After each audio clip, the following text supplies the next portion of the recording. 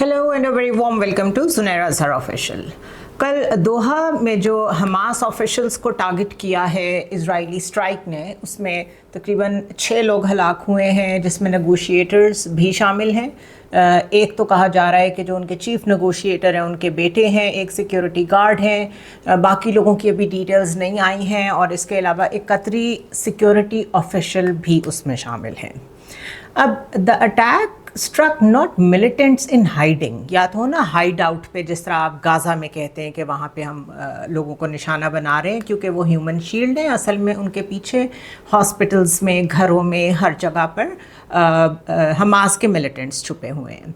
जिस कॉम्पाउंड में ये सारी नेगोशिएटिंग टीम ठहरी हुई थी, उसके साथ ही 2-3 बड़ी मेन स्ट्रीम एम्बेसीज़ हैं, 2 स्कूल्स पास हैं।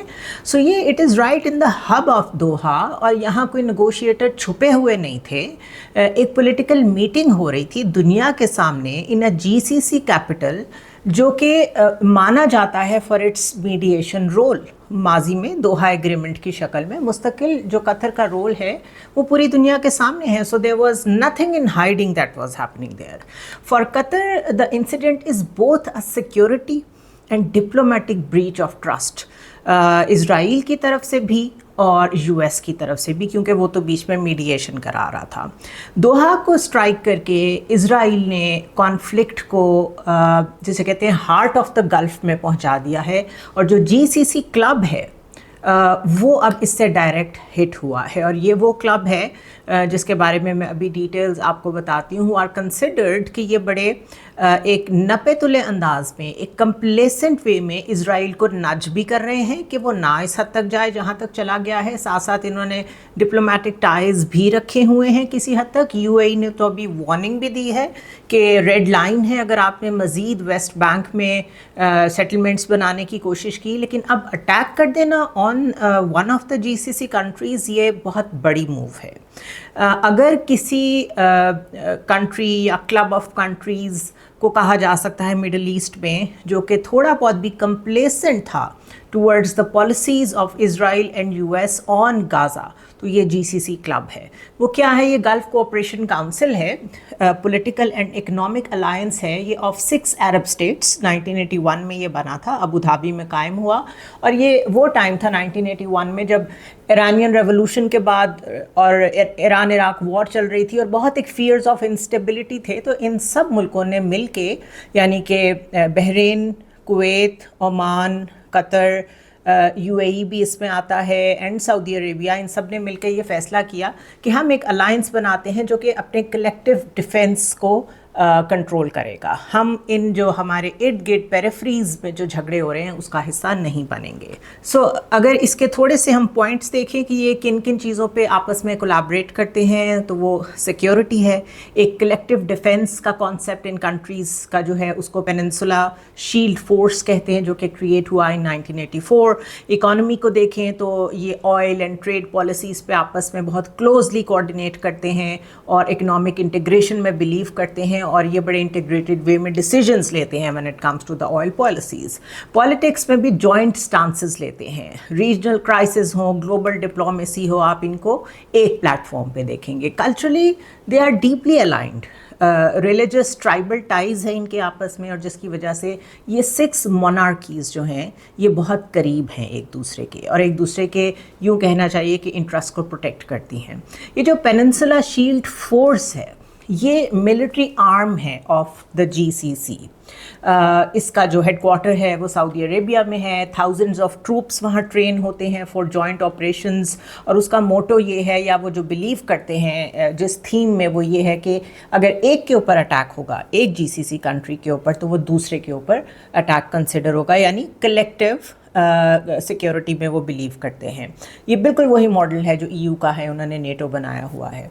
सो in short, GCC is the collective voice of the Gulf monarchies, most rich countries, और वो एक दूसरे की जो सॉवरेंटी है उसको सेफ गार्ड करते आए हैं। इकोनॉमीज़ को सिक्योर मिल के इंटीग्रेटेड वे में अभी तक लेकर चल रहे हैं, और उन्होंने एक ख़ास तरह की stability when it comes to these 6 countries उन्होंने इस्टेब्लिश की हुई है। रीजन में एक वाइडर पैटर्न इस वक्त डेवलप हुआ है। ये दोहा बॉम्बिंग के साथ में इसको अगर जोड़ूं तो कि ये कोई आइसोलेशन में नहीं थी। Within the same 48 hour window, इसी बिल्कुल टाइम फ्रेम में और उससे कुछ दिन पहले तक यमन में पूरी गवर्नमेंट वाइप आउट कर दी गई इन अ डेवस्टेटिंग इजरायली स्ट्राइक, और कंट्री की लीडरशिप पूरी उड़ गई। लेकिन आपने उसको बहुत ज़्यादा लाइमलाइट में नहीं देखा। Why? Because Yemen doesn't matter. Yemen doesn't matter because again GCC club चाहता है कि वहाँ पे जो हुसीज़ का असर है वो ख़त्म हो। जाहिर है अगर आपके नेबरहुड में, आपके बैकयार्ड में कोई भी ऐसी सिचुएशन होगी जहाँ से आपको डायरेक्ट सिक्योरिटी थ्रेट होगा, तो this is how countries think. So वहाँ पे जो अटैक हुआ उसको किसी ने इतना ज़्यादा ना डिस्कस किया। It was like news as usual. Lebanon में एयर स्ट्राइक्स मुस्तकिल हो रही हैं, Hezbollah linked areas in the north में स्पेशली, और हिजबुल्ला को डिसार्म करने की ड्राइव चल रही है। सीरिया में भी इन्हीं कुछ घंटों में काफ़ी स्ट्राइक्स हुई हैं। फर्दर डिस्टेबलाइजिंग देखने में आई है। एक ऑलरेडी वहाँ पे फ्रैक्चर्ड लैंडस्केप है, कहा जा रहा है वहाँ पे प्रेसिडेंशियल इलेक्शन होने जा रहे हैं, लेकिन there is a chaos over there. Iran को देखें तो प्रिसीजन स्ट्राइक्स वहाँ पे ऑलरेडी हो चुकी हैं, जिससे बड़ी एक टेंशंस जो हैं वो एस्केलेट की थी, अभी तक एस्केलेटेड हैं। And it signalled that Israel is willing to take its fight into the heart of the Islamic republic. Tunisia में एक गाज़ा की तरफ ह्यूमैनिटेरियन एड लेके जाने वाली बोट या फ्लोटेला जिसे कहते हैं, उसको एक ड्रोन ने हिट किया आके, और कैजुअल्टीज़ कोई नहीं हुई, but the message was clear कि जो भी गाज़ा की तरफ कोई भी सिंबॉलिक तरीके से भी जाने की कोशिश करेगा, वी विल बॉम्ब यू। सो ये लास्ट 48 आवर्स का एक रीजनल पैटर्न मैंने आपके सामने रखा है, जिसमें इजराइल फोर्स प्रोजेक्ट कर रहा है across multiple states in a short time frame, asserting कि वो जो मैप मिडल ईस्ट का बनाना चाहता है पॉलिटिकली, और जहाँ जहाँ मिलिट्री इसके ज़रिए से कंट्रोल चाहता है वो ये करेगा। सो आप अनस्टॉपेबल देख रहे हैं इजराइल को in other way. Now why Doha matters the most? क्यों हम इसको इतनी इंपॉर्टेंस दे रहे हैं? क्योंकि among all these ये जितनी भी एग्जाम्पल्स मैंने दी हैं, दोहा स्ट्राइक, इसके पॉलिटिकल और डिप्लोमेटिक कॉन्सिक्वेंसेस बहुत ज़्यादा हैं, इसके रीजनल फॉल आउट बहुत ज़्यादा हैं। Qatar is a GCC member state but very close in terms of defence ties with the US. 2002 से उन्होंने अपनी जो एक एयर बेस है अल उदैद एयर बेस, वो यूएस को दी हुई है। सेंट्रल कमांड वहाँ से ऑपरेट करती है, जो कि one of the largest US facilities है इन द मिडल ईस्ट। सो एक तो इसका ये मतलब है कि देयर इज़ नो वे कि यूएस डिडंट नो, वहाँ पे बैठ के दोहा में बैठे हुए जिस लेवल पे वो ऑपरेट कर रहे हैं अपनी बेस पे, उसमें अगर हम मान भी लें कि यूएस को बताया नहीं गया था, तो ये हो नहीं सकता कि कोई इंटेलिजेंस सिग्नलिंग उन्होंने कैच ना की हो।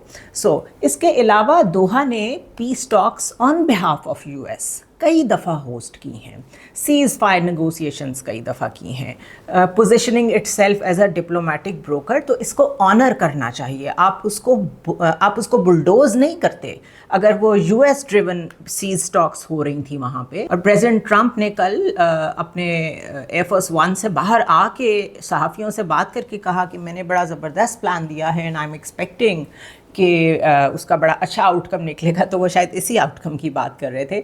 Bye striking Doha, Israel has not only targeted Hamas, उसको तो वो पहले से ही टारगेट कर रहा है, बट उसने गल्फ कंट्रीज़ की सॉवरेंटी और ये जो पीस के लिए एफ़र्ट्स हैं, नेगोशिएशंस के लिए जो एफ़र्ट्स हैं, इनको फॉर गुड अंडरमाइन कर दिया है। It is a clear message कि अगर वो जीसीसी क्लब भी होगा जो ये कोशिश करेगा कि इस मामले में कोई सीज़ फायर हो जाए या हम जो टोटल ऑक्यूपेशन की तरफ जा रहे हैं उसको रोका जाए, तो हम उसको भी हिट करने से बाज नहीं आएंगे।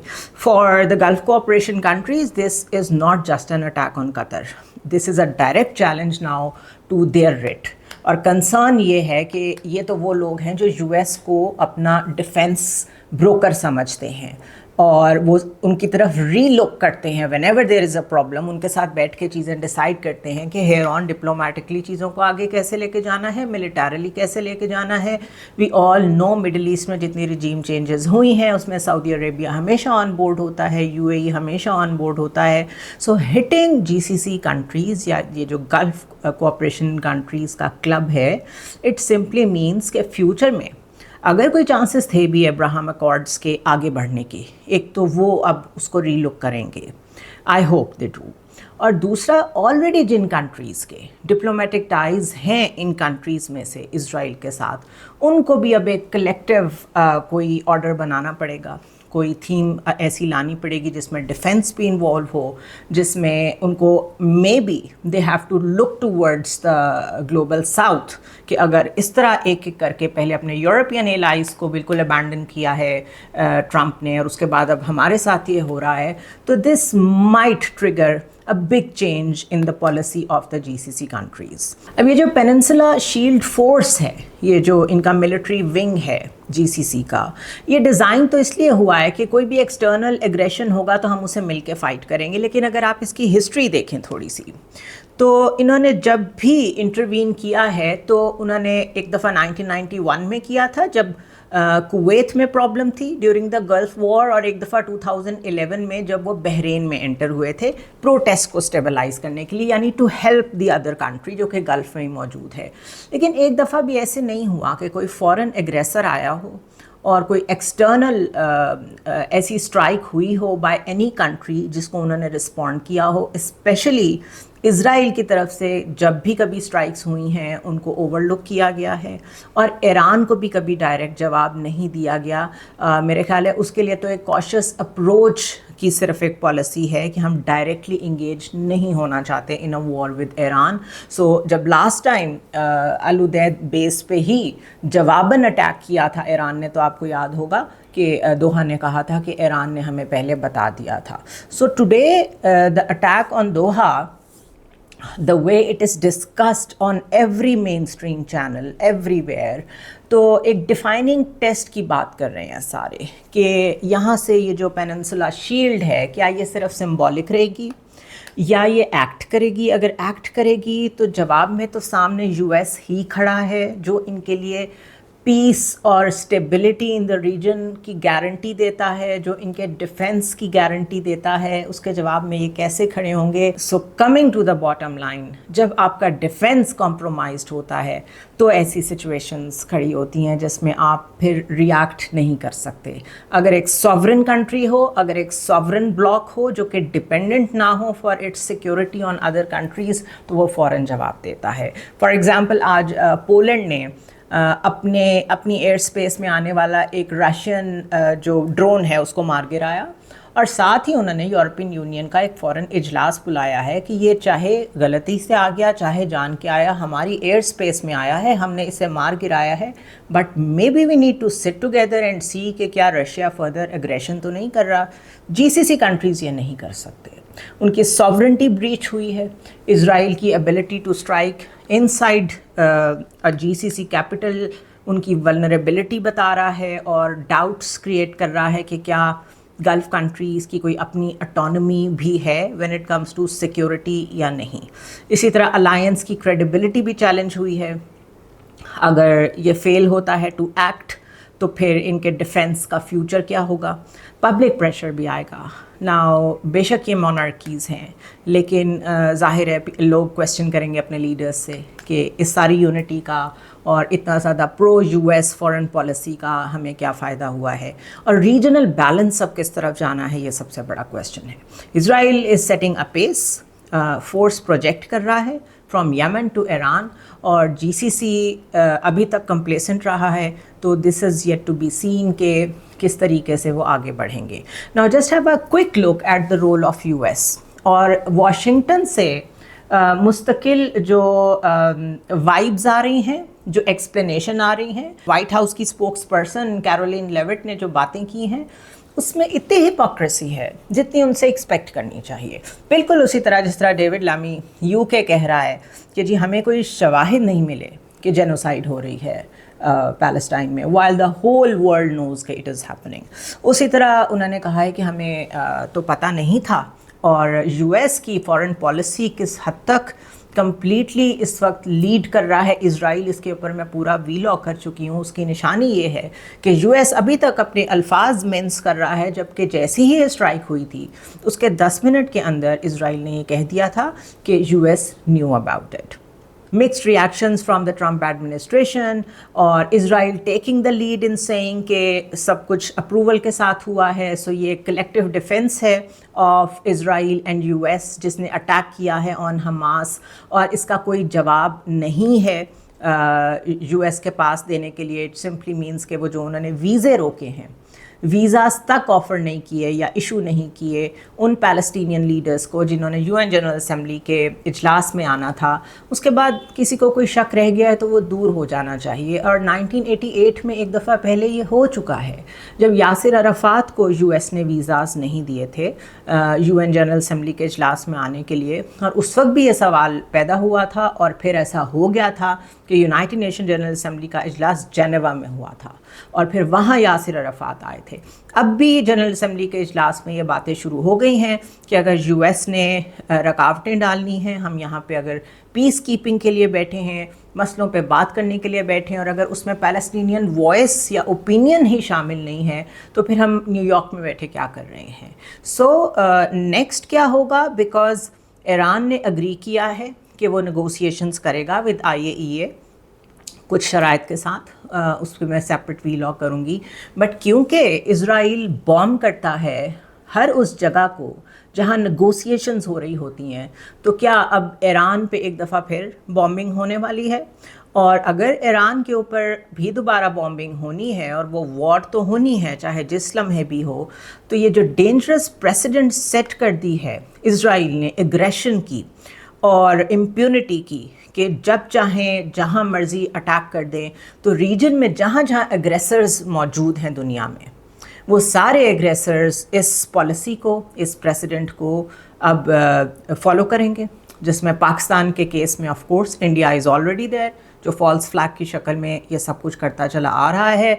सो बड़ी डेंजरस ट्रैजेक्टरी है इस वक्त ग्लोबल पीस की. Let's see what happens. I will see you tomorrow.